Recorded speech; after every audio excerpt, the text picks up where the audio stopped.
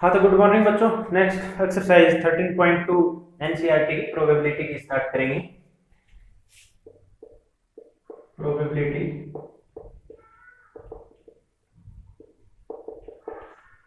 साथ साथ रिवाइज करते रहें आप। जैसे भी आपको नेक्स्ट लेक्चर मिल रहा है आप ये चैप्टर कंटिन्यू करें, बाकी जो टाइम है आप पीछे के जो भी चैप्टर हैं उन चैप्टरों को साथ साथ रिवीजन करते रहें।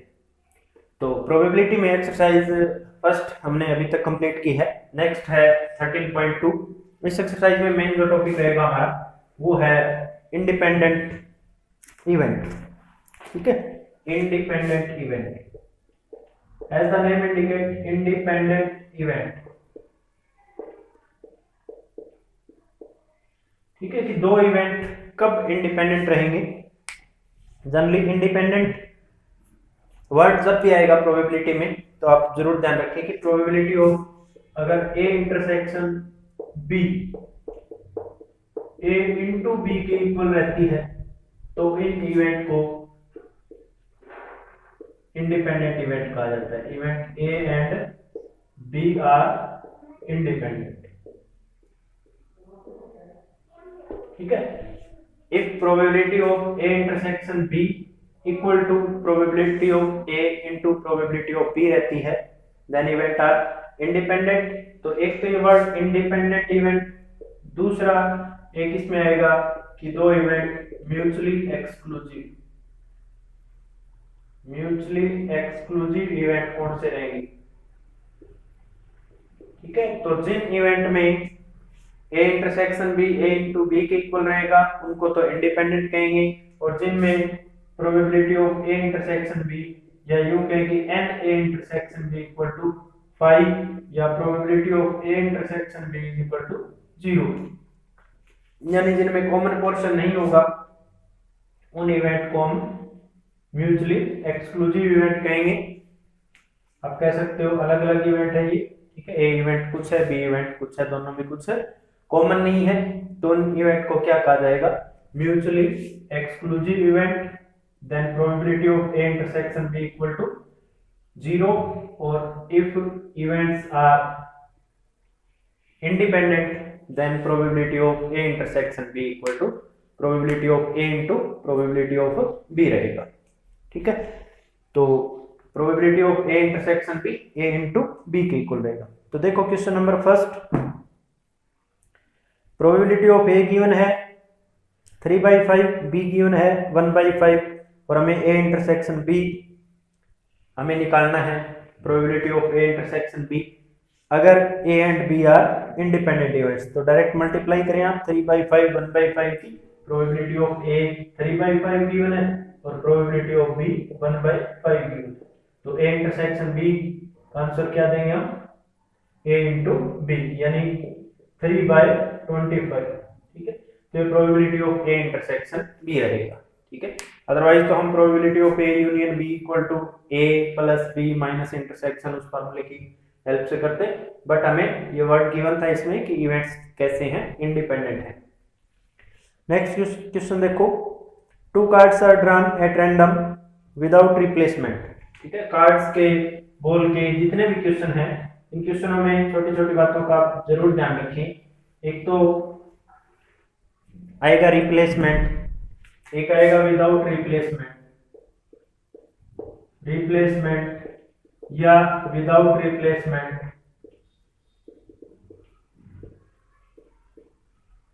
ठीक है, रिप्लेसमेंट मतलब रिप्लेस करना, वापिस रखना। विदाउट रिप्लेसमेंट जो कार्ड्स निकाल लिया उसको वापिस के अंदर नहीं रखा।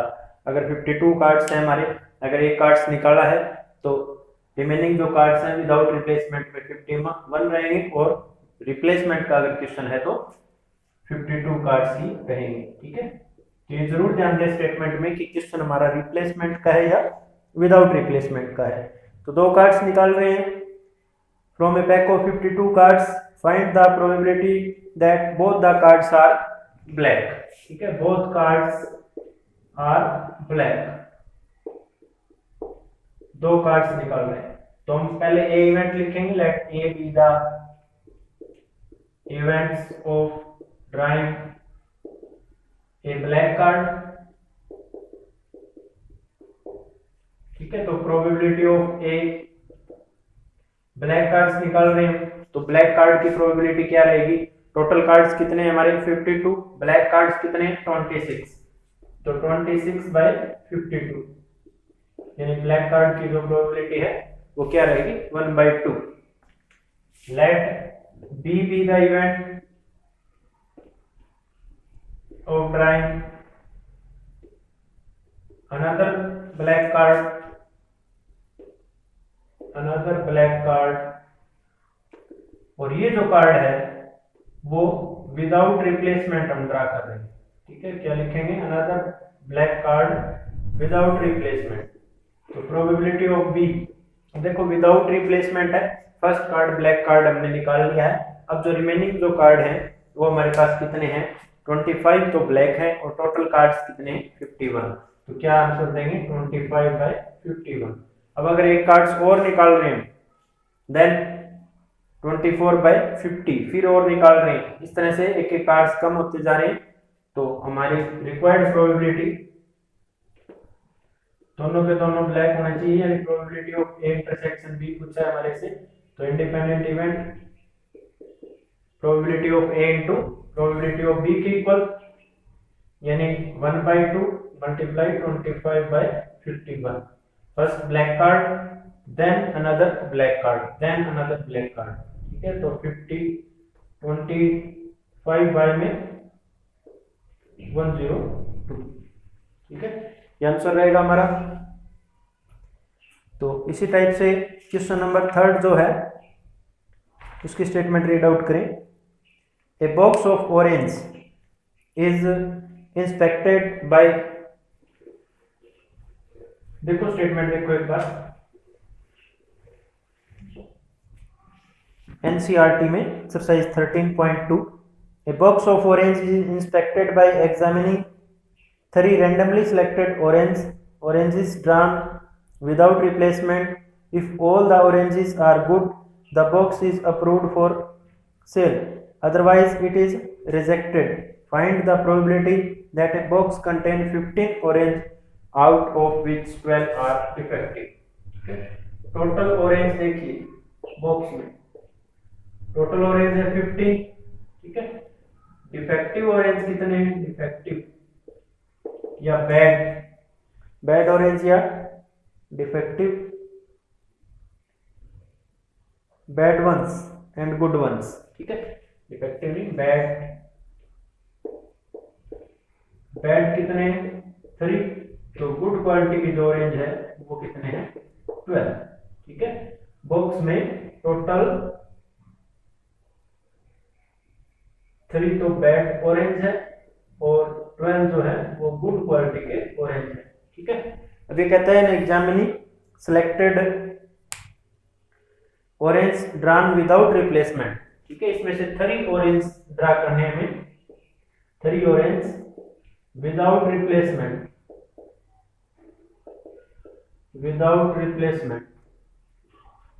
ठीक है, तो वो तीनों के तीनों जो ऑरेंज है वो गुड ऑरेंज में आने चाहिए, तब ये अप्रूव रहेगा। अदरवाइज अगर एक भी ऑरेंज बैड क्वालिटी का आता है तो ये बॉक्स जो है ये अप्रूवल नहीं होगा। ठीक है, तो हमें इसके अप्रूवल की प्रोबेबिलिटी बतानी है, यानी हमें क्या सिलेक्ट करना है? हमें तीनों ही ऑरेंज क्या हो? गुड क्वालिटी के ऑरेंज हो। तो let A B the event of selecting a good quality orange,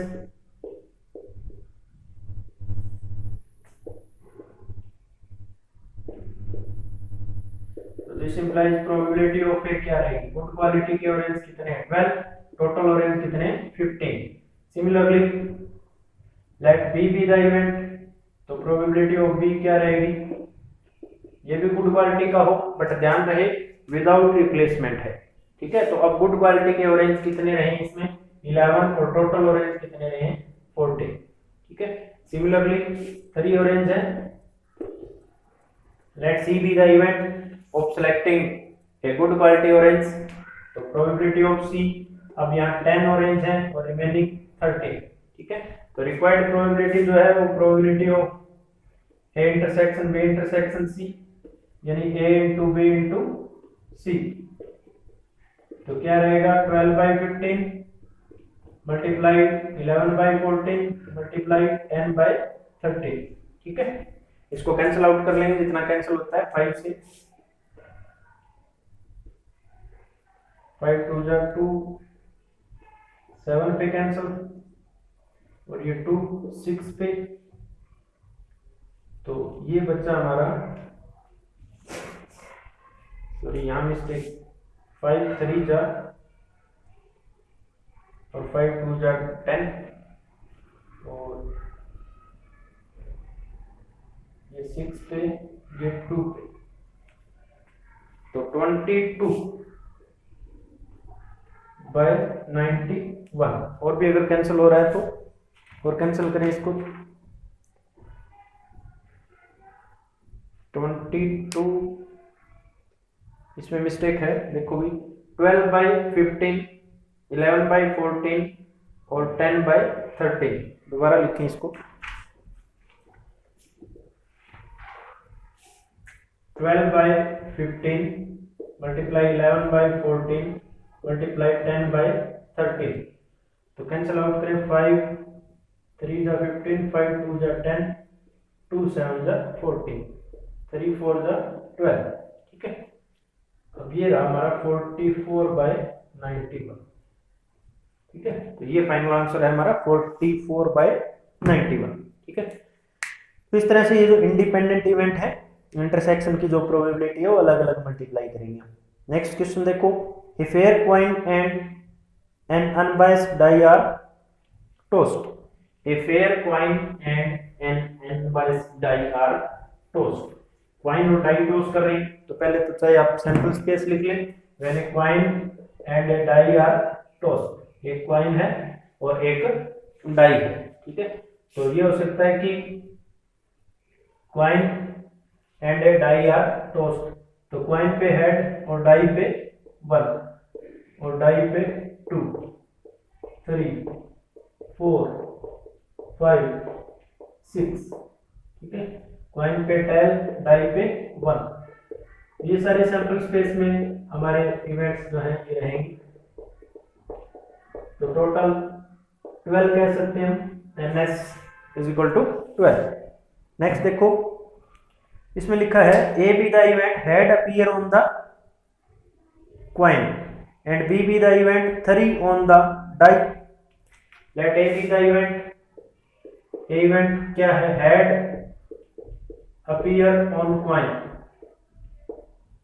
तो कॉइन पे हेड देखो NA, कॉइन पे हेड इसमें है H1 H2 H3 H4 H5 H6।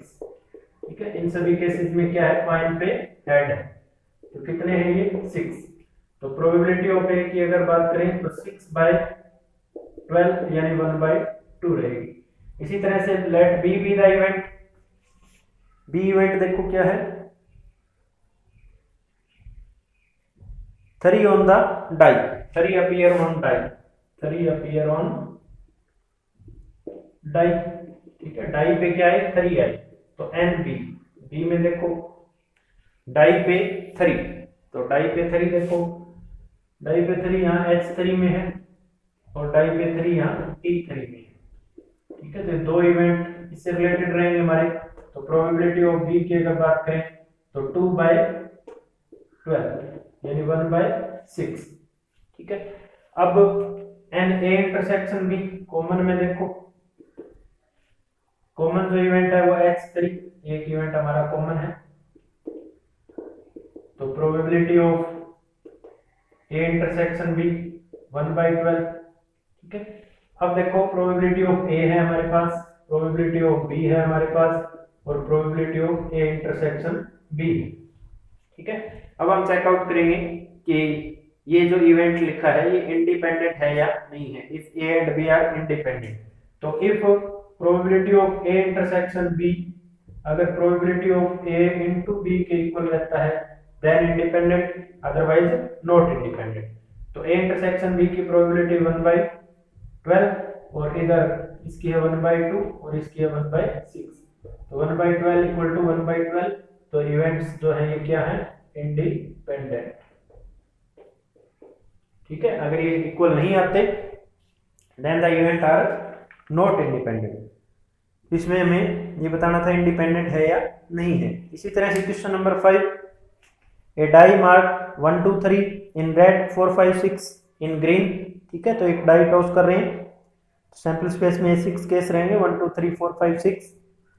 Late A B the event even number, A पे 2 4 6 रहेगा and B B the event the number is red.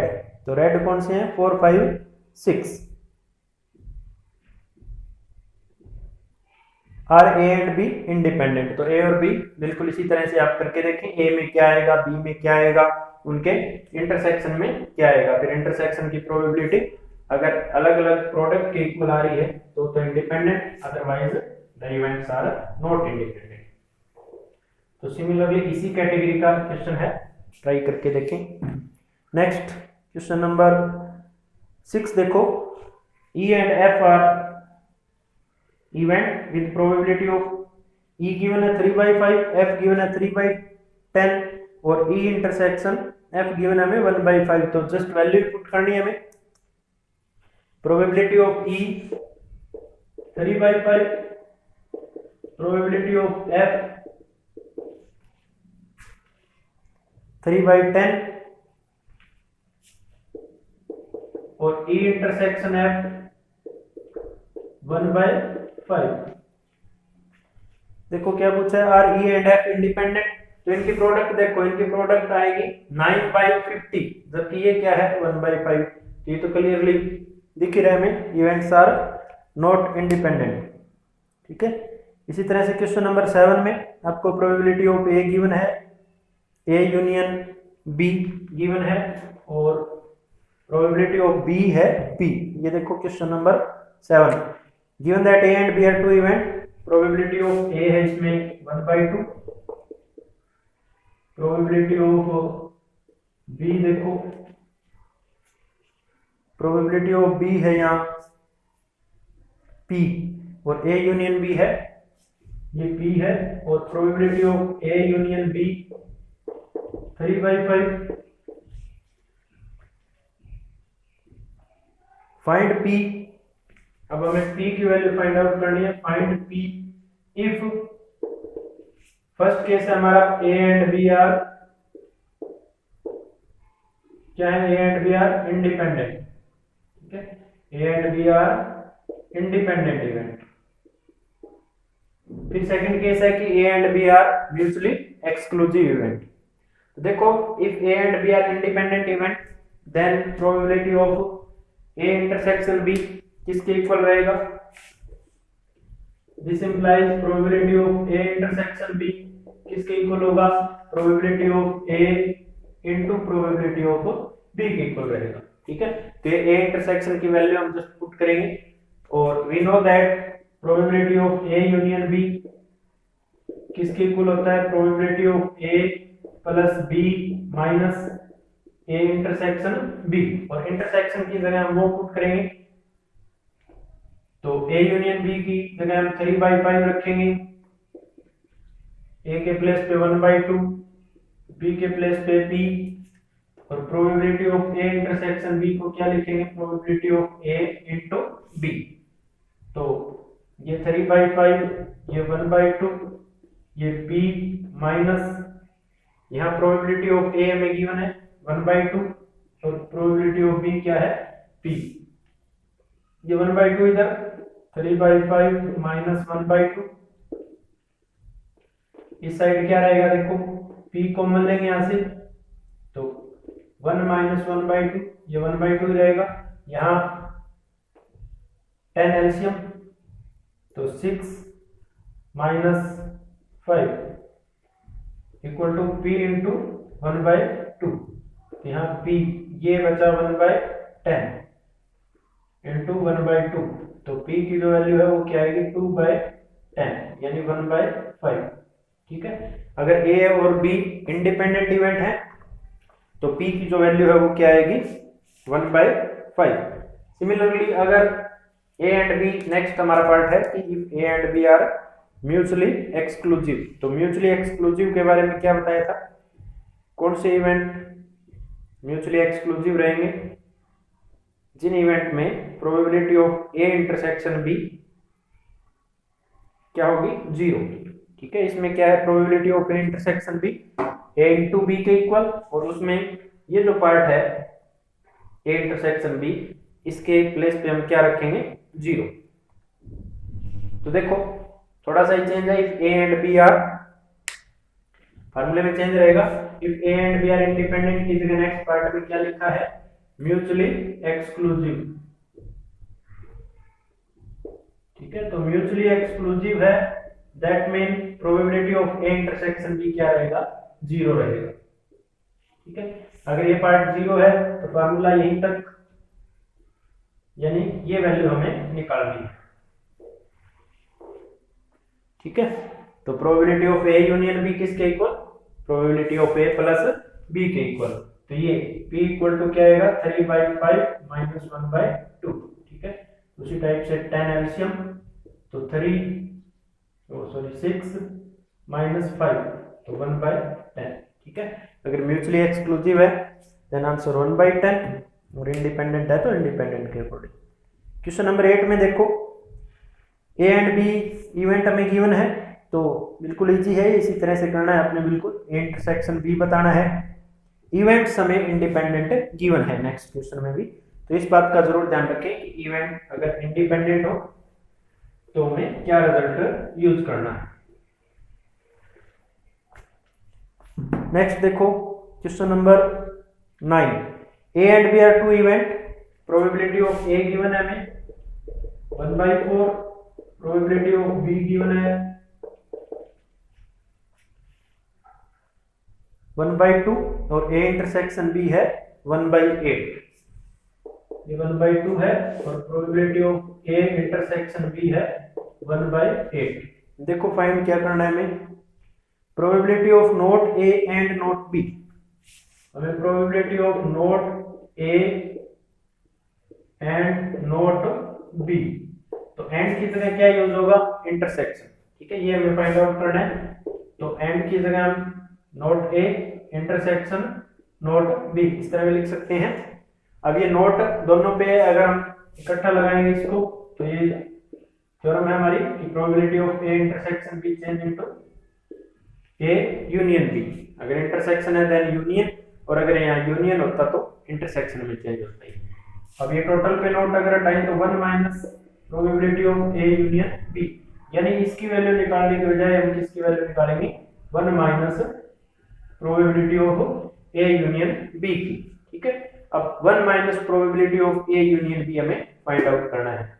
तो देखो इसके लिए हमें only probability of A union B चाहिए, तो probability of A union B देखो क्या होगा?